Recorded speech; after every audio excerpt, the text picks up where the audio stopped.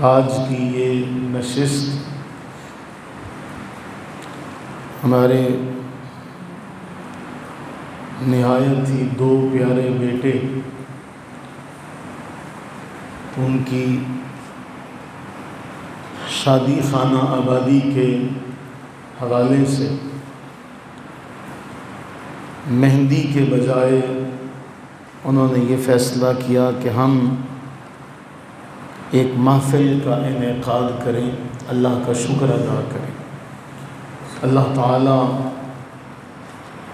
اپنی رحمت کاملہ کے صدقے ہمارے ان دونوں بچوں کو دنیا جہان کی خوشیاں، عزتیں، عظمتیں، سعادتیں، برکتیں عطا فرمائے اور ہمیں اپنی خوشیوں میں اللہ کا ذکر کرنے کی توفیق عطا فرمائے۔ مصیبت میں، غم میں ہر بندہ اللہ تعالیٰ کو یاد رکھتا ہے، اللہ کو یاد کرتا ہے، لیکن خوشی کے موقع پر ہم اللہ تعالیٰ جل وعلا کو بھول جاتے ہیں۔ اللہ تعالیٰ ہمارے بچوں کو دنیا جہان کی عزت عطا فرمائے۔ آغاز میں نے کل جمعے میں کر دیا تھا اور جمعے کی دو نشستوں میں نے یہ سارا مقدمہ اور یہ خلاصہ آپ کے سامنے رکھا تھا، وہیں سے آگے بات کا آغاز کریں گے۔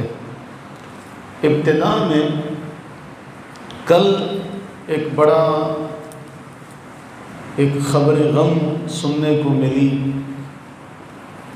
صہیونیوں نے، اسرائیلیوں نے ہمارے برادر ملک ایران پر جارحیت کا دروازہ کھولا اور الحمدللہ جواب میں آج جو ایران نے کارروائی کی ہے اس سے بڑی دل کو خوشی ہوئی ہے، فرحت ہوئی ہے۔ مقدمے میں ایک بات آپ کے سامنے رکھوں، جب کفار سے ہمارا مقابلہ ہو، کل میں نے اس کو بڑی تفصیل سے آپ کے سامنے رکھا تھا، کل جو جمعے میں موجود تھے، کہ ہمارا کفار سے جب معاملہ اور لڑائی کا موقع آ جائے تو پھر ہم آپس میں شیعہ سنی کا پھر معاملہ نہیں رہے گا۔ جب کافر سے مقابلہ ہوگا تو ہم سارے مسلمان ہیں، ہم بھائی آپس میں جس طرح مرضی اختلاف کریں، ہمارے آپس کے معاملات ہیں، لیکن جب کافر سے مقابلہ ہوگا تو پھر ہم مسلمان ہیں، ہماری پہچان اسلام ہے۔ جب آپس میں ہم ہوں گے تو پھر ہم میں سے ہر ایک کے اپنے اپنے تفردات ہیں۔ اور میں نے کل بھی ذکر کیا تھا کہ ہمارے اختلافات ہیں آپس میں، اختلافات ہونا ایک الگ معاملہ ہے، مخالفت ایک دوسرے کی بیجا ایک الگ معاملہ ہے۔ اور میں اس سے پہلے بھی کئی بار آپ کے سامنے یہ بات کر چکا ہوں، آج پھر اس بات کو دہراتے ہوئے آپ سب کو پھر یاد کرواتا ہوں کہ ہم انشاءاللہ اس حوالے سے کام کر رہے ہیں کہ آنے والے دنوں میں ہم اللہ سے توفیق مانگتے ہیں کہ ہم سب اکٹھے ہوں گے۔ اسی طرح الحاد کے خلاف جب ہم جنگ کرتے ہیں تو تب بھی ہم آپس میں صرف مسلمان ہیں۔ الحاد سے یا کفار سے جب ہمارا مقابلہ ہے تو پھر ہماری پہچان صرف اسلام اور مسلمان ہے، ہمارا تشخص مسلمان ہے۔ تو ہم اس حوالے سے آنے والے دنوں میں اس طرح کا معاملہ کرنے کی کوشش کریں گے کہ کاش ہم سارے کے سارے کسی طرح سے کسی بھی پلیٹ فارم پر جمع ہو جائیں، تاکہ ہم آنے والی نسلوں کو یہ پیغام دے سکیں کہ اگر کفار ایک ہو سکتے ہیں تو ہم بھی ان کے مقابلے میں ایک ہیں۔ آپ بچوں کے لیے یہ بات بہت اہم ہے۔ آپ قرآن اٹھائیے تو قرآن بیان کرتا ہے وقالت الیہود، لیست النصارى علی شیء وقالت النصارى لیست الیہود علی شیء۔ قرآن کہتا ہے کہ یہودی کہتے ہیں عیسائی کچھ نہیں ہے، اور عیسائی کہتے ہیں یہودی کچھ نہیں ہے۔ اللہ تعالیٰ نے جواباً ایک جملہ ذکر کیا، وَهُمْ يَتْلُونَ الْكِتَابَ، حالانکہ دونوں کتاب اللہ کی تلاوت کرتے ہیں، دونوں کے پاس کتاب ہے، لیکن اس کے باوجود ایک دوسرے کا بغض، ایک دوسرے کی عداوت ان کے درمیان اتنی ہے کہ وہ ایک دوسرے کے بارے میں کہتے ہیں کہ یہ غلط ہے، وہ کہتا ہے یہ غلط ہے۔ اور ایک موقع ایسا آیا کہ ایک دوسرے کے خلاف میدان جنگ بھی انہوں نے سجایا، ایک دوسرے کے خلاف جنگ میں بھی آمنے سامنے ہوئے، لیکن اس کے باوجود آج ان سب کا ایک ہی دشمن ہے، اور وہ ہے مسلمان۔ وہ چاہے کسی بھی رنگ، کسی بھی نسل، کسی بھی مسلک سے تعلق رکھتے ہوں، بلا تفریق مسلک وہ ان کا دشمن ہے۔ اس لیے اگر الکفر ملت واحدہ، اگر کفر ایک ملت ہو سکتا ہے تو ہم سب تو رسول اللہ صلی اللہ علیہ وآلہ وسلم کا کلمہ پڑھتے ہیں۔ اور میں نے کل بھی ذکر کیا کہ ہمارے فروعی اختلافات تو ہو سکتے ہیں، اصولی اختلافات نہیں۔ تو اللہ تعالی ہمیں ان تمام معاملات پر فراخ دلی سے سمجھنے کی توفیق عطا فرمائے۔ جس طرح اعلان ہوا تو رسول اللہ صلی اللہ علیہ وآلہ وسلم کے 2 داماد، ان کا تذکرہ ہم نے کرنے کا اعلان کیا تھا۔ کل جہاں تک پڑھا تھا اس سے آگے چند ایک باتیں اور پیش کر کے ہم اپنے موضوع کو سمیٹیں گے۔ جامع ترمذی کی روایت ہے 3697، حضرت انس اس کے راوی ہیں، فرماتے ہیں کہ رسول اللہ صلی اللہ علیہ وآلہ وسلم احد پہاڑ پر چڑھے، صعیدا احدن، اور وہ لرزا کانپا۔ اللہ کے نبی سرور عالم صلی اللہ علیہ وآلہ وسلم اور حضرت ابو بکر و عمر و عثمان رضی اللہ تعالی عنہم آپ کے ہمراہ تھے۔ اللہ کے نبی علیہ السلام نے فرمایا اثبت، اے احد ٹھہر جا، ساکن ہو جا، فإنما علیک نبی وصدیق وشہیدان، ٹھہر جا، تجھ پر ایک نبی ہے، تجھ پر ایک صدیق ہے، اور تجھ پر 2 شہید ہیں۔ بارگاہ رسالت سے سیدنا عمر فاروق رضی اللہ تعالی عنہ اور سیدنا عثمان غنی ذو النورین رضی اللہ تعالی عنہ کو یہ مقام اور مرتبہ عطا ہوا۔ جامع ترمذی کی حدیث نمبر ہے 3698۔ اللہ کے نبی علیہ السلام نے فرمایا لِكُلِّ نَبِيٍّ رَفِيقٌ، ہر نبی کا ایک رفیق ہوتا ہے، ہر نبی کا ایک رفیق ہوتا ہے۔ رفیق بمعنی دوست، صدیق بمعنی دوست، خلیل بمعنی دوست، کلیم بمعنی دوست، ولی بمعنی دوست، لیکن ہر ایک کی دوستی کا الگ الگ معیار ہے، الگ الگ انداز ہے۔ فرمایا ہر نبی کا ایک رفیق ہوتا ہے، اور میرا رفیق جنت میں عثمان ہوگا۔ اللہ کے نبی علیہ الصلوۃ والتسلیم نے فرمایا تھا 2 ہجرتیں انہوں نے کی ہیں، جس طرح میں نے کل ذکر کیا تھا۔ انس بن مالک کہتے ہیں کہ حضرت عثمان سرزمین حبشہ کی طرف نکلے ہجرت کے لیے، اور آپ کے ساتھ رسول اللہ صلی اللہ علیہ وسلم کی صاحبزادی سیدہ رقیہ رضی اللہ تعالی عنہ تھی۔ اللہ کے نبی علیہ السلام ان کی خبر گیری کے لیے پریشان فکر مند رہتے کہ پتہ چلے کہ حبشہ میں خیریت سے ہیں،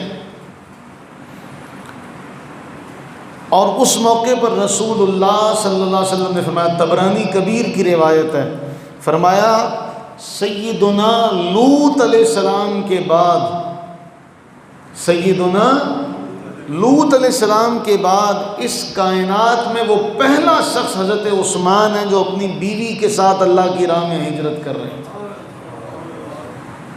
حضرت لوط علیہ السلام کے بعد پہلا شخص جس نے اپنی بیوی کے ساتھ اللہ کے راستے میں ہجرت کی وہ حضرت عثمان غنی ذو النورین رضی اللہ تعالیٰ۔ پھر اس کے بعد اگلا معاملہ، اللہ کے نبی سرور عالم صلی اللہ علیہ وآلہ وسلم نے مکہ معظمہ بھیجا تھا حضرت عثمان غنی رضی اللہ عنہ کو اپنا سفیر بنا کر، اور روایات میں یہ بات واضح طور پر لکھی ہوئی ہے کہ اہل مکہ کی نظر میں اگر جناب عثمان سے زیادہ کوئی معزز ہوتا تو رسول اللہ انہیں بھیجتے۔ مکہ والوں کی نظر میں سب سے زیادہ اگر کوئی معزز تھا، قابل قدر اور قابل احترام تھا، تو اللہ کے نبی علیہ السلام نے حضرت عثمان کو بھیجا، کیونکہ ان کی نظر میں وہ سب سے زیادہ قابل احترام تھا۔ حضرت عثمان غنی رضی اللہ عنہ کو بھیجا گیا، اور اس کا خلاصہ اور مفہوم ہم سارے جانتے ہیں کہ افواہ اڑا دی گئی کہ حضرت عثمان غنی رضی اللہ تعالیٰ عنہ کو قتل کر دیا گیا۔ اب یہاں بڑا اہم معاملہ ہے، افواہ کیا اڑی؟ حضرت عثمان غنی شہید ہو گئے، افواہ یہ اڑی، افواہ جھوٹی خبر یہ اڑائی گئی کہ عثمان غنی رضی اللہ تعالیٰ عنہ کا قتل ہو چکا ہے، آپ شہید ہو چکے ہیں۔ اللہ کے نبی سرور عالم صلی اللہ علیہ وسلم نے بدلہ لینے کا اعلان کیا کہ عثمان غنی کا بدلہ لیا جائے گا۔ کیا لیا جائے گا؟ بدلہ لیا جائے گا۔ بیعت لی گئی کہ کون کون بدلہ لینے کے لیے تیار ہے، جسے بیعت رضوان کا نام دیا جاتا۔ اللہ کے نبی سرور عالم صلی اللہ علیہ وسلم بدلہ لے رہے ہیں، بیعت لے رہے ہیں بدلے کی، اور جب سب نے اللہ کے نبی علیہ الصلوۃ والتسلیم کے دست مبارکہ پر اپنا ہاتھ رکھ دیا اور وعدہ کر لیا، آخر میں نبی سرور عالم صلی اللہ علیہ وآلہ وسلم نے اپنا دایاں ہاتھ اٹھایا۔ صحیح بخاری کی حدیث نمبر ہے 3698۔ اپنا دایاں ہاتھ اٹھا کے کہا ہذہ ید عثمان۔ بڑا اہم نقطہ ہے یہاں پر، عثمان غنی رضی اللہ تعالیٰ عنہ کے قتل کا بدلہ لے رہے ہیں۔ کہتے ہیں جی حضور کو خبر نہیں تھی، اور حضور اپنا ہاتھ اٹھا کے کیا کہتے ہیں؟ ہذہ ید عثمان، یہ عثمان کا ہاتھ ہے۔ یہ کس کا ہاتھ ہے؟ عثمان کا ہاتھ ہے۔ فضرب بها على يده فقال هذه لعثمان، فرمایا اپنا ہاتھ اپنے بائیں ہاتھ پہ رکھا اور کہا یہ بیعت عثمان کی طرف سے۔ اللہ کے نبی سرور عالم صلی اللہ علیہ وآلہ وسلم اپنے ہاتھ کو عثمان کا ہاتھ قرار دیں۔ آج جب آپ کسی سے بہت زیادہ محبت کرتے ہیں، کسی کی آپ سفارش کرتے ہیں، ایسا شخص جو آپ کو بڑا محبوب ہو، تو آپ کیا کہتے ہیں؟ آپ کہتے ہیں بھئی یہی سمجھ لینا کہ یہ نہیں آیا، میں آیا ہوں۔ ایسے ہی کہتے ہیں نا، اگلے کو یہ پتہ چلے کہ یہ جو بندہ آ رہا ہے یہ بڑا مقام اور مرتبہ رکھتا ہے۔ رسول اللہ صلی اللہ علیہ وآلہ وسلم اپنا ہاتھ حضرت عثمان کا ہاتھ قرار دیں اور بیعت لیں عثمان کی طرف سے۔ کتنا مقام و مرتبہ ہے حضرت عثمان غنی رضی اللہ عنہ کا۔ اور پھر یہ جو بیعت رضوان ہوئی، اس کا اللہ تعالیٰ نے قرآن میں ذکر کیا، لقد رضی اللہ عن المؤمنین، اللہ تعالیٰ ایمان والوں سے راضی ہو گیا۔ کب؟ جب وہ آپ کے ہاتھ پر درخت کے نیچے بیعت کر رہے تھے۔ اور اس کے بارے میں سنن ابو داؤد کے اندر حدیث آتی ہے، لا يدخل النار احد ممن بايع تحت الشجرہ او کما قال، کہ ان لوگوں میں سے جنہوں نے رسول اللہ صلی اللہ علیہ وسلم کے ہاتھ پر بیعت رضوان میں شرکت کی، ان میں سے کوئی بھی جہنم میں داخل نہیں ہوگا۔ لا يدخل النار احد ممن بايع تحت الشجرہ، اصحاب شجرہ میں بیعت کرنے والوں میں کوئی بھی جہنم میں داخل نہیں ہوگا، اس لیے کہ اللہ تعالیٰ نے فرمایا میں ان سے راضی ہو گیا جب یہ کیا کر رہے تھے؟ بیعت کر رہے تھے۔ تو یہ مقام اور مرتبہ ہے حضرت سیدنا عثمان غنی ذو النورین رضی اللہ تعالیٰ عنہ کا۔ باقی میں سارا آپ سے ذکر کر چکا ہوں کل کی نشست میں۔ اس کے بعد آ جاتے ہیں وہ جو اگلا ہمارا معاملہ، اگلا موضوع تھا، حضرت سیدنا علی المرتضیٰ شیر خدا رضی اللہ تعالیٰ عنہ کے حوالے سے۔ صحیح بخاری اور صحیح مسلم کی متفق علیہ روایت ہے۔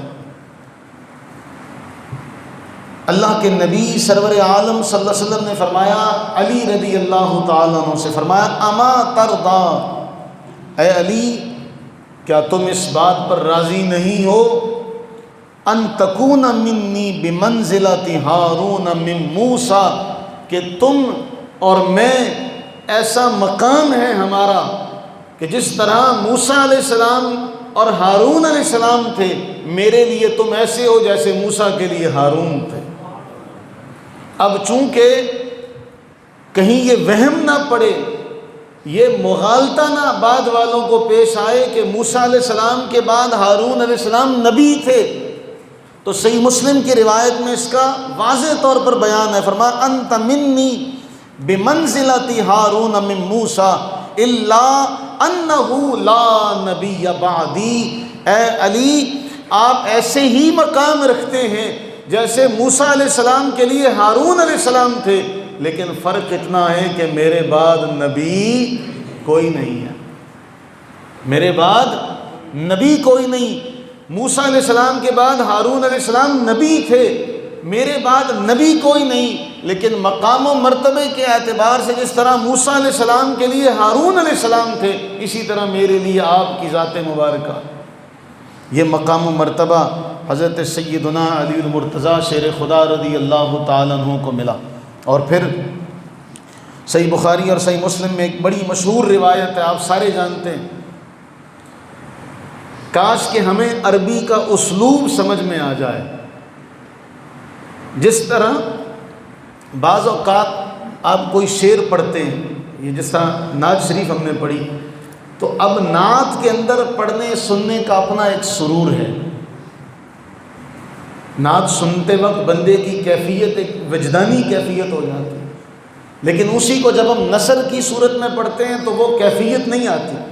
بلا تشبیہ جب ہم عربی کا اردو میں ترجمہ کرتے ہیں تو وہ کیفیت جو ہونی چاہیے وہ نہیں رہتی۔ حدیث کے الفاظ ہیں، خیبر کا موقع ہے، اور ہم نے جو سنا کہ خیبر کے نام سے منسوب جو میزائل ہے، یہ ایرانیوں نے کہا ہے کہ ابھی ہم لانچ کریں گے، تیار رہیں اسرائیلی، کہ یہ نام ہی ایسا، اس مقام کے بعد یہ نام ہی ایسا ہو گیا کہ کفار جب اس کو سنتے ہیں تو دلوں میں ایک ہیبت جاری ہو جاتی ہے۔ لیکن میرے عزیزوں یہ ذہن میں رکھیے گا، یہودیوں نے یہ بات بطور دعویٰ کی ہوئی ہے کہ خیبر ہو گیا، اب دوبارہ خیبر نہیں ہوگا۔ وہ آج تک 1400 سال گزر جانے کے بعد بھی ان کی تمام نسلیں خیبر کے واقعے کو جانتی ہیں، ہم نہیں جانتے۔ جو فاتح ہیں وہ نہیں جانتے، جو مفتوح ہیں وہ اپنے زخموں کو آج تک نہیں مندمل ہونے دیتے، آج تک بجھنے نہیں دیتے اس آگ کو، اور آج بھی یہ اعادہ کرتے ہیں کہ دوبارہ خیبر نہیں ہوگا۔ وہ گریٹر اسرائیل کا جو منصوبہ بنائے بیٹھے ہیں وہ آج تک اس پر عمل پیرا ہے، صرف ہم لوگ خواب غفلت کا شکار ہو گئے۔ بہرطور خیبر کا دن ہے، اللہ کے نبی سرور عالم صلی اللہ علیہ وسلم اور آپ کے سارے صحابہ موجود ہیں، حضور علیہ السلام کی زبان سے جملے جاری ہوتے ہیں، لَأُعْطِيَنَّ الرَّایَ رَجُلًا يَفْتَحُ اللَّهُ عَلَى يَدَيْهِ، کل کا دن جھنڈا علم اس شخص کو دیا جائے گا، اس شخص کو عطا ہوگا، اللہ تعالیٰ اس کے ہاتھوں پر فتح عطا فرمائے گا۔ اس سے پہلے سارے چلے گئے لیکن فتح نہ ملی۔ اب اللہ کے نبی علیہ السلام اعلان کرتے ہیں کہ جس کو کل جھنڈا ملے گا اللہ تعالیٰ اس کے ہاتھوں پر فتح عطا فرمائے گا۔ اس پر بس نہیں ہوا، اگلا جملہ فرمایا وہ ایسا ہے کہ وہ اللہ اور اس کے رسول کا محبوب ہے، اللہ اور رسول اس سے پیار کرتے ہیں اور وہ اللہ اور اس کے رسول سے پیار کرتا ہے۔ بھئی اللہ اور رسول سے تو سب پیار کرتے ہیں، لیکن وہ جسے اللہ اور اس کا رسول بھی چاہیں اس کی شان اور مقام کا عالم کیا ہوگا؟ فرمایا کہ کل اس بندے کو جھنڈا ملے گا۔ حدیث کے الفاظ ہیں فقاموا یرجون، یرجون رجا سے ہے امید، سارے کھڑے ہیں، سب کے دل میں یہ امید ہے ہمیں جھنڈا ملے گا، ہمیں شاید نواز دیا جائے، ہمیں نواز دیا جائے، ہمیں نواز دیا جائے۔ فغدوا، صبح ہو گئی، وَكُلُّهُمْ يَرْجُو أَن يُعْطَى، سارے کے سارے اس امید پر تھے کہ جھنڈا ہمیں ملے گا۔ فقال أَيْنَ عَلِي، اللہ کے محبوب سرور عالم صلی اللہ علیہ وسلم کی زبان اقدس سے جملہ نکلتا ہے، علی کہاں ہیں؟ جس کو بھیجنا ہے وہ موجود ہی نہیں ہے، جس کو مقام ملنا ہے وہ وہاں موجود ہی نہیں ہے۔ اللہ تعالیٰ جس کو نوازتا ہے اس کے رنگ بڑے انوکھے ہیں۔ کہا گیا یشتکی عینیہ، ان کی آنکھوں میں تکلیف ہے۔ فامر فدعی لہ، فرمایا بلاؤ، بلایا گیا۔ فبصق فی عینیہ، اللہ کے نبی سرور عالم صلی اللہ علیہ وآلہ وسلم نے اپنا لعاب دہن ان کی آنکھوں کو لگایا۔ رسول اللہ صلی اللہ علیہ وسلم نے اپنا لعاب دہن ان کی آنکھوں میں لگایا۔ اب یہاں آپ جتنے مرضی نقطے نکالتے چلے جائیں، جتنے مرضی آپ نقطے نکالتے چلے جائیں، جس کی آنکھوں میں لعاب دہن رسول اللہ صلی اللہ علیہ وسلم کا ہو، جس کو گھٹی رسول اللہ علیہ السلام کا لعاب دہن ملی ہو، دکھایا کیا گیا کہ ان کا دیکھنا کوئی عام نہیں ہے، ان کا دیکھنا کوئی عام دیکھنا نہیں ہے۔ فرمایا اب ایک پیغام ہے جو اسلام کا، جو بڑا اصولی پیغام ہے کہ لڑو، قتال کرو، لیکن اگر تمہاری دعوت پر کوئی ایک بندہ بھی مسلمان ہو جائے تو سرخ اونٹوں کی دولت سے بہتر ہے۔ یہ اصولی پیغام ہے اسلام کا کہ میدان جہاد میں بھی رسول اللہ علیہ السلام دعوت دے رہے ہیں کہ کسی کے اگر کوئی تمہارے ہاتھوں پر مسلمان ہو جائے تو یہ میدان جنگ میں جہاد کرنے سے بدر جہاں بہتر ہے۔ آج ہم پر جو اغیار کی طرف سے تانا دیا جاتا ہے کہ جی انہوں نے جنگ و جدل کا بازار گرم کیا، ان کے لیے یہ پیغام بہت اہم ہے کہ حضور علیہ السلام نے فرمایا فواللہ، جاؤ لڑو، لیکن یہ بات ذہن میں رہے کہ اگر تمہاری وجہ سے کوئی ایک آدمی بھی مسلمان ہو گیا، اسلام پر آ گیا، رجل واحد خیر لک من حمر النعم، سرخ اونٹوں کی دولت سے بہتر ہے۔ اور پھر اللہ کے نبی سرور عالم صلی اللہ علیہ وسلم نے یہ سارا معاملہ کیا اور وہ گئے بھی، فتح یاب بھی ہوئے، کیونکہ پہلے بشارت دے دی تھی کہ کل اس کو جھنڈا دیا جائے گا جس کے ہاتھ پر اللہ فتح عطا فرمائے۔ اور اس وقت دیکھنے والوں نے دیکھا کہ اب فتح ہو گئی ہے، اب فتح ہو گئی ہے۔ یہ گئے تو بعد میں ہیں، جو وہاں کھڑے تھے انہوں نے کہا فتح اب ہمیں مل گئی ہے۔ اور یہ ساری باتیں ایک مومن کے دل میں ایک محبت کا داعیہ پیدا کرتی ہیں، ایک جذبہ پیدا کرتی ہیں۔ صحیح مسلم کے اندر آتا ہے، حضرت سیدنا علی رضی اللہ عنہ فرماتے ہیں والذی فلق الحب، اس ذات کی قسم جس نے دانے کو پھاڑا، اس ذات کی قسم جس نے دانہ پھاڑا، دانے سے فصل اگائی، مخلوق کو پیدا کیا، اس ذات کی قسم ہے انہو لعہد النبی الامی صلی اللہ علیہ وسلم، مجھ سے نبی امی نے یہ وعدہ کیا ہوا ہے۔ وہ وعدہ کیا ہے؟ فرمایا اللہ یحبنی الا مؤمن ولا یبغضنی الا منافق، کہ مجھ علی کے ساتھ صرف مومن ہی ہوگا جو محبت رکھے گا، اور وہی بغض رکھے گا جو منافق ہوگا۔ اب اس جملے کا طرز دیکھیے، انداز بیان دیکھیے، فرمایا اس ذات کی قسم ہے جس نے دانے کو پھاڑ کر فصل نکالی، مخلوق کو پیدا کیا، مجھ سے میرے نبی امی نے یہ وعدہ کیا ہے اے علی تجھ سے صرف مومن محبت رکھے گا، تجھ سے صرف منافق بغض رکھے گا۔ اور پتہ ہے امام مسلم جب اس حدیث کے اوپر جب باب باندھتے ہیں تو امام مسلم باب کا نام ہی یہ رکھتے ہیں کہ علی سے محبت عین ایمان ہے۔ اس باب میں انصار سے محبت کا بھی بیان ہے، لیکن اگر باب کو ذکر کیا جائے تو امام مسلم نے رکھا باب الدلیل علی ان حب الانصار وعلی رضی اللہ تعالی عنہم من الایمان وعلاماتہ وبغضہم من علامات النفاق، کہ حضرت علی سے محبت رکھنا ایمان ہے اور آپ سے بغض رکھنا منافقت۔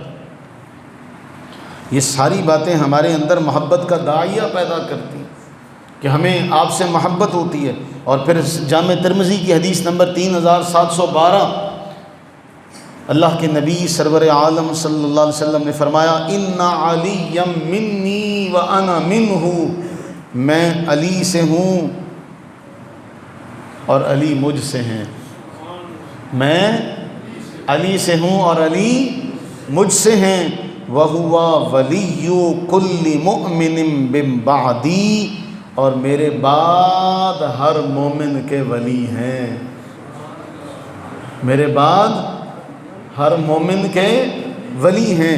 حضور علیہ السلام نے مطلقاً بیان کر دیا۔ قرآن کہتا ہے النبی اولا بالمؤمنین من انفسہم، اس کے مفہومی ترجمے میں ہمارے مفسرین لکھتے ہیں کہ مسلمانوں کی جانوں سے بھی زیادہ اگر ان کا کوئی مالک ہے تو وہ رسول اللہ صلی اللہ علیہ وسلم کی ذات گرامی ہے۔ اور رسول اللہ فرما رہے ہیں کہ جس علی مجھ سے ہیں اور میں علی سے ہوں، اور میرے بعد وہ ہر ایک کے ولی ہیں، جیسے میں ہر ایک کا مالک ہوں میرے بعد بھی وہ ہر مومن کے مالک ہیں۔ لیکن مانے گا کون؟ جو مومن ہوگا، جسے اللہ تعالیٰ نے دولت ایمان سے نوازا ہوگا وہ اس بات کو مانے گا، جسے نہیں نوازا ہوگا وہ اس بات کو نہیں مانے گا۔ اور پھر بڑی مشہور حدیث ہے جو ہم نے کل بھی پڑھی تھی، فرمایا من کنت مولاہ فعلی مولا، کہ جس کا میں مولا ہوں علی بھی اس کے مولا۔ اور اس حدیث کے تحت ہم کہتے ہیں کہ بحمدہ تعالی، ہم سب کے مولا کون ہیں؟ علی۔ ہم سب کے سب ان کے غلام ہیں، ان کے نوکر ہیں، ان کی نسلوں کے بھی نوکر ہیں، اس لیے کہ انہیں ہمارے آقا کریم نے ہمارا آقا بنایا ہے، کہ جس طرح میں تمہارا آقا ہوں یہ بھی تمہارے آقا ہے۔ اور ہم تو، میں نے وہ کل بھی کہا تھا، سیدی اعلیٰ حضرت رحمہ اللہ نے لکھا کہ تیری نسل پاک میں ہے بچہ بچہ نور کا، تو ہے عین نور تیرا سب گھرانہ نور کا۔ پھر میں ایک اور بات، مسند احمد کی ایک حدیث ہے، میں آخر میں چند ایک باتیں آپ کے سامنے رکھوں گا۔ مسند احمد میں آتا ہے، ہوا کچھ یوں کہ رسول اللہ صلی اللہ علیہ وآلہ وسلم اور سیدنا علی المرتضیٰ شیر خدا رضی اللہ عنہ اکٹھے جا رہے تھے۔ بات بہت اہم ہے۔ حضرت علی فرماتے ہیں یہاں تک کہ جب ہم بیت اللہ کے پاس پہنچے تو آپ نے مجھ سے فرمایا بیٹھ جاؤ، میں بیٹھ گیا، آپ میرے کاندھوں پر چڑھ گئے، رسول اللہ صلی اللہ علیہ وسلم میرے کاندھوں پر چڑھ گئے۔ میں جب آپ کو لے کر اٹھنے لگا تو مجھے کمزوری محسوس ہوئی، میں آپ کو اٹھا نہ سکا، آپ نے جان لیا اور آپ نے پھر مجھے فرمایا۔ رکانہ کا واقعہ بھی یاد کر لیجئے گا کہ جب میں آپ کو اٹھانے لگا تو اٹھا نہ سکا، تو پھر آپ نے کمزوری محسوس کی تو آپ نیچے آ رہے، اور پھر آپ نے فرمایا کہ اے علی اب تم سوار ہو، اب تم سوار ہو۔ مسند احمد کے الفاظ ہیں، حضرت علی فرماتے ہیں میں رسول اللہ صلی اللہ علیہ وآلہ وسلم کے کاندھوں پر سوار ہوا، اور جب رسول اللہ علیہ السلام اٹھے تو حضرت علی فرماتے ہیں میں سوچ رہا تھا ہاتھ لگاؤں تو آسمان کو چھو لوں، میں ہاتھ بڑھاؤں تو میں آسمان کو چھو سکتا ہوں، کوئی جانے تو کیا جانے، یا تو وہ جانے جو سوار ہے کاندھوں پر، یا وہ جانے جس نے اٹھا رکھا ہے۔ کسی کو کیا خبر ہے دیکھنے والے کہاں دیکھتے ہیں، سننے والے کیا سنتے ہیں، کہ حضرت علی فرماتے ہیں میں نے چاہا کہ میں ہاتھ اٹھاؤں تو میں آسمان کو چھو سکتا ہوں۔ یہ معاملہ ہے۔ پھر فرماتے ہیں کہ میں خانہ کعبے پر چڑھ گیا، وہاں پیتل یا تانبے کا بنا ہوا ایک بت تھا، میں اسے گرانے کی کوشش کرنے لگا اور پھر میں اسے گرانے میں کامیاب ہو گیا۔ لیکن معاملہ یہ ہے، اس حدیث میں رسول اللہ صلی اللہ علیہ وسلم کی محبت یہ ملتی ہے کہ حضور علیہ الصلوۃ والسلام نے حضرت مولا علی کو اپنے کاندھوں پر سوار کی۔ جہاں محبت کی بات چلے نا وہاں پھر محبت تک رہنی چاہیے، لیکن کیا کریں۔ ایک لکھنے والے نے یہاں پتہ نہیں کس دریدہ دہنی سے لکھا، میں صرف آپ کو بتانا یہ چاہتا ہوں کہ ابھی ہم نے حدیث پڑھی کہ حضور علیہ السلام فرماتے ہیں، حضرت علی فرماتے ہیں کہ مجھ سے نبی نے وعدہ کیا، مجھ سے نبی نے وعدہ کیا کہ محبت کون رکھے گا، محبت کون رکھے گا اور بغض کون رکھے گا۔ میں ایک نقشہ کھینچوں، ہمارے لیے اہل محبت کے لیے یہ سب سے بڑا اعزاز ہے کہ رسول اللہ علیہ السلام نے کاندھوں پر اٹھا لیا۔ جس کو یہ شرف ملا ہو کہ رسول اللہ اس کی سواری بنے ہوں۔ اب وہ لکھنے والے نے لکھا، میرے پاس موجود ہے، میں صرف اس لیے کہ پتہ چلے آپ کو۔ وہ کہتا ہے جی اس میں تو کوئی الیاذ باللہ الیاذ باللہ، وہ کہتا ہے کہ اس میں تو کوئی تعریف والی بات نہیں ہے۔ اب اس کی نظر کیا ہے، وہ گندی مکھی کی طرح نا، کہ جی بلکہ اس میں تو یہ ہے کہ وہ اٹھا نہیں سکے تھے، حضرت علی رضی اللہ عنہ اٹھا نہیں سکے تھے، رسول اللہ نے اٹھایا تھا، تو اس میں تو رسول اللہ کی فضیلت واضح ہو رہی ہے۔ لیکن اگر عقل سے کوئی پیدل ہو تو اس کا کیا کر سکتے ہیں، اگر کوئی محبت رکھتا ہو تو وہ جانے گا کہ ہمارا تو عقیدہ یہ ہے کہ جسے اللہ کے والی اللہ کے نبی علیہ الصلوۃ والسلام نے اپنے کاندھوں پر اٹھا لیا، ہمیں پیغام یہ دے دیا کہ اس کی سواری میں ہوں، اس کے یہ میرے کاندھوں پر ہے۔ یعنی یہ معاملہ نہیں جس طرح ہمارے یہاں کہتے ہیں کہ اس کی پشت پہ فلاں کا ہاتھ ہے، تو وہ بندہ ٹھوک بجا کے کہتا ہے، وہ کہتا ہے میری کمر پر کس کا ہاتھ ہے، فلاں کا ہاتھ ہے۔ وہ ہاتھ نظر تو نہیں آ رہا ہوتا نا، لیکن وہ بڑا ٹھوک بجا کے کہتا ہے کہ میری کنڈ پر ہاتھ فلاں کا ہے، لہٰذا مجھے کوئی ڈر نہیں ہے۔ تو جس کو رسول اللہ علیہ السلام اپنے کاندھوں پر اٹھا لیں پھر اس کا مقام و مرتبہ۔ میں امام احمد بن حنبل، امام اہل سنہ، امام احمد بن حنبل کہتے ہیں جتنے فضائل حضرت سیدنا علی رضی اللہ تعالیٰ عنہ کے بیان ہوئے اتنے کسی دوسرے صحابی کے بیان نہیں ہوئے۔ دوسری ایک اور وجہ یہ بھی تھی کہ اس دور میں خارجی آ گئے تھے۔ کون آ گئے تھے؟ خارجی آ گئے تھے۔ ان خارجیوں نے حضرت علی رضی اللہ تعالیٰ عنہ سے معاذ اللہ ثم معاذ اللہ محبت کے خلاف کام کیا۔ اب جب وہ حضرت علی رضی اللہ عنہ کے مخالف ہوئے تو پھر تمام صحابہ نے، پھر وہ پنجابی میں کہتے ہیں چیچا، کہ پھر ہر جگہ حضرت علی کا ذکر کیا، کیونکہ وہ حضرت علی رضی اللہ تعالیٰ عنہ کی برائی کرتے تھے، تو صحابہ کرام علیہم رضوان نے ہر جگہ آپ کا تذکرہ اور چرچا کیا تاکہ لوگوں کو پتہ چلے کہ یہ کون سی شخصیت ہے، یہ کون سی ذات ہے۔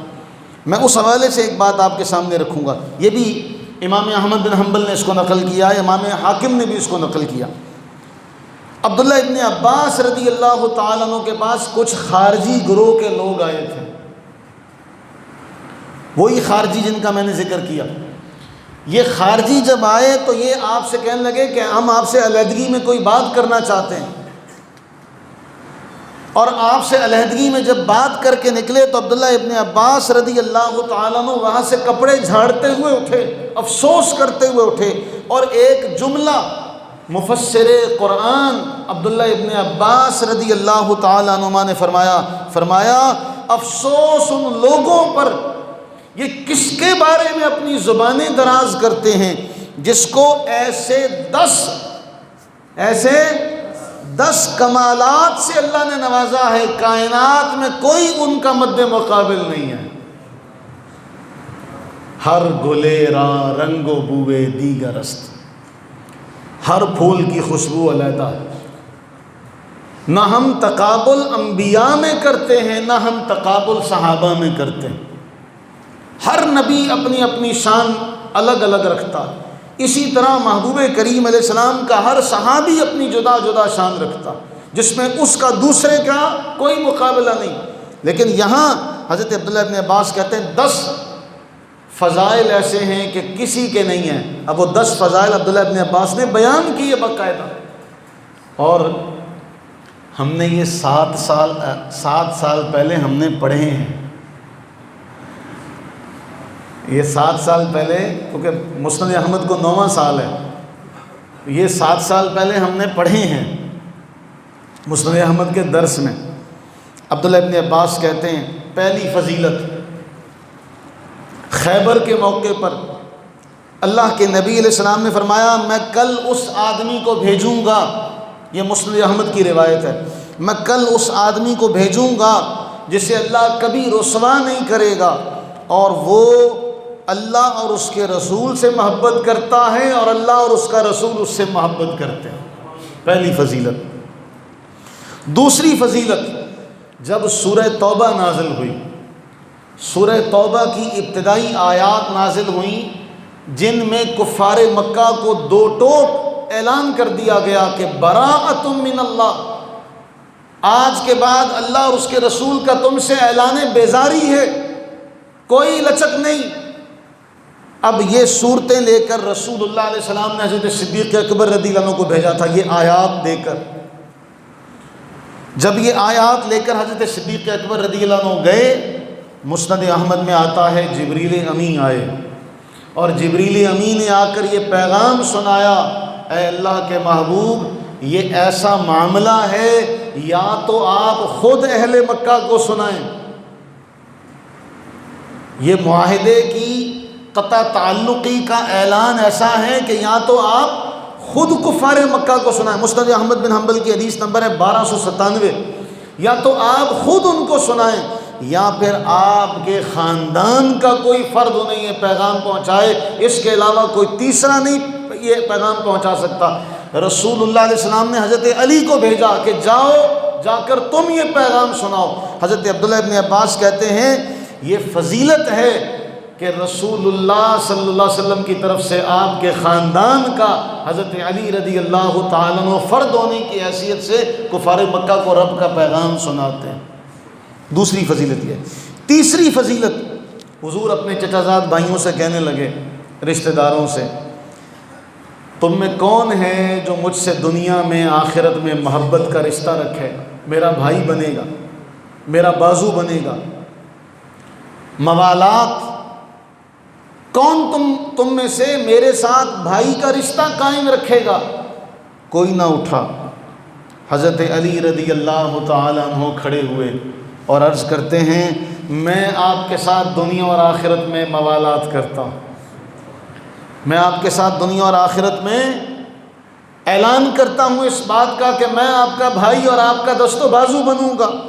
فرمایا تو میرا دنیا اور آخرت میں دوست ہے، تو میرا دنیا اور آخرت میں دوست ہے۔ پھر آپ نے دوسری بار یہ بات کہی، دوسری بار پھر کوئی نہ کھڑا ہوا، دوسری بار پھر حضرت علی کھڑے ہوئے، تیسری بار پھر کوئی نہ کھڑا ہوا، پھر حضرت علی کھڑے ہوئے۔ تینوں بار اللہ کے نبی علیہ السلام نے فرمایا اے علی تو میرا دنیا اور آخرت میں دوست ہے۔ یہ فضیلت حضرت علی کے سوا کسی کو نہیں ہے۔ اور چوتھی فضیلت، اس کو بھی ذہن نشین کر لیں، حضرت سیدہ اماں خدیجہ رضی اللہ تعالی عنہ کے بعد اسلام قبول کرنے کا شرف اس کائنات میں سب سے پہلے حضرت مولا علی شیر خدا رضی اللہ عنہ کو ملا۔ اور اس سے بھی اگلی بات، ہمارے تمام اصحاب سیر نے لکھا کہ رسول اللہ صلی اللہ علیہ وآلہ وسلم کے ساتھ سب سے پہلے نماز پڑھنے کا، عبادت کرنے کا، سجدہ کرنے کا شرف بھی مولا علی کو ملا۔ یہ چوتھی فضیلت ہے۔ پانچویں فضیلت، اللہ کے نبی علیہ السلام نے ان کے بارے فرمایا انما یرید اللہ لیذھب عنکم الرجس اہل البیت ویطہرکم تطہیرا، اللہ تمہیں خوب پاکیزہ کرنا چاہتا ہے۔ یہ فضیلت اور کسی کو نہیں ملی۔ چھٹی فضیلت کہ ہجرت کی رات اللہ کے نبی سرور عالم صلی اللہ علیہ وآلہ وسلم کے بستر پر آگ کی چادر لے کر جسے آرام کرنے کا شرف ملا، وہ بھی مولا علی شیر خدا رضی اللہ عنہ۔ ساتویں فضیلت غزوہ تبوک ہوتی ہے۔ غزوہ تبوک میں جب سارے کے سارے روانہ ہوئے، اور یہ وہ جنگ ہے جس کے بارے میں قرآن کریم میں بڑے سخت الفاظ ہوئے کہ منافق سب کے سب پیچھے رہ گئے تھے۔ غزوہ تبوک پر جانے لگے تو حضرت علی عرض کرنے لگے جی میں بھی آپ کے ساتھ چلوں گا۔ یہاں اللہ کے نبی علیہ السلام نے فرمایا تھا اے علی کیا تم اس بات پر راضی نہیں کہ یہاں رہ کر میرے نائب بنو؟ جیسے موسیٰ کے بعد ہارون تھے، یہاں رہ کر میرے نائب بنو۔ یہ وہ فضیلت ہے جو آپ کے علاوہ کسی کو نہیں ملی، لیکن فرق یہ ہے کہ میرے بعد نبی کوئی نہیں۔ آٹھویں فضیلت فرمایا تو میرے بعد ہر مومن مرد و عورت کا ولی ہے۔ نویں فضیلت فرمایا سب کے دروازے، چونکہ پرانا دور ہے اب بات آپ نہیں سمجھیں گے، سب کے مسجد کے ساتھ ساتھ سب کے گھر تھے، سب کے دروازے مسجد میں کھلتے تھے، سارے صحابہ کے دروازے مسجد میں کھلتے تھے۔ فرمایا سب کے بند کر دو، سب کے دروازے بند کر دو، ایک حضرت علی کا دروازہ کھلا رہنے دو، وہ مسجد۔ اور پھر اس میں یہ آتا ہے کہ غسل ہونے کی حالت میں بھی ان کے لیے اجازت تھی کہ وہ مسجد میں آ سکتے ہیں۔ یہ فضیلت۔ اور 10ویں فضیلت فرمایا جس کا میں مولا ہوں اس کے علی مولا، جس کا میں مولا اس کے علی مولا۔ یہ اور پھر اصحاب شجرہ میں، بیت رضوان میں آپ کا ہونا، یہ وہ معاملات ہیں کہ جو اللہ تعالیٰ نے حضرت مولا علی شیر خدا رضی اللہ تعالیٰ عنہ کو عطا فرمایا، جن میں آپ کا کوئی مماثل نہیں، کوئی آپ کا مد مقابل نہیں۔ اللہ تعالیٰ ہمیں رسول اللہ صلی اللہ علیہ وآلہ وسلم کے تمام اصحاب کی، آپ کی اہل بیت اطہار کی محبت نصیب فرمائے، اور ہم اللہ سے دعا کرتے ہیں کہ اللہ تعالیٰ ایمان کی سلامتی عطا فرمائے اور ان کی محبت میں ہمیں زندگی اور ان کی محبت میں ہمارا اس دنیا سے جانا فرمائے۔ اب ایک اہم بات تو میں نے آپ سے کر دی،